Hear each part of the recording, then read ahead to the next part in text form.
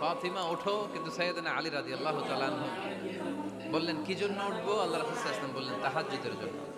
আলী রাদিয়াল্লাহু তাআলা আনহু একটু কৌশল করে বললেন, আমাদের রুহু তো আল্লাহর হাতে। রুহু কার হাতে? আল্লাহ যখন রুহু ফিরাই দিবে তখন ঠিকই উঠবো, পড়বো তাহাজ্জুদের নামাজ, পড়বো, রুহুটা ফিরে আসুক, পড়বো। একটু কৌশল করলেন। তো রাসূল সাল্লাল্লাহু আলাইহি ওয়াসাল্লাম এই কৌশলটারে পছন্দ করলেন না। রাসূল সাল্লাল্লাহু আলাইহি ওয়াসাল্লাম আমি বলা মাত্রই যেন উঠে যায়।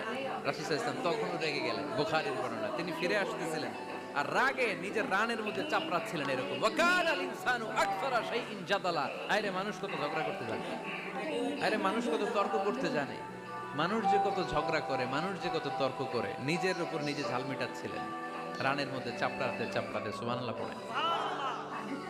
আক্রমণ করলে রাখতেন না, ওটের নারী বুড়ি চাপিয়ে দিলে রাখতেন না, কিন্তু ধর্মীয় বিধান লঙ্ঘিত হলে বিশ্বনবী রেগে যেতেন, চিল্লা এখন সুবহানাল্লাহ।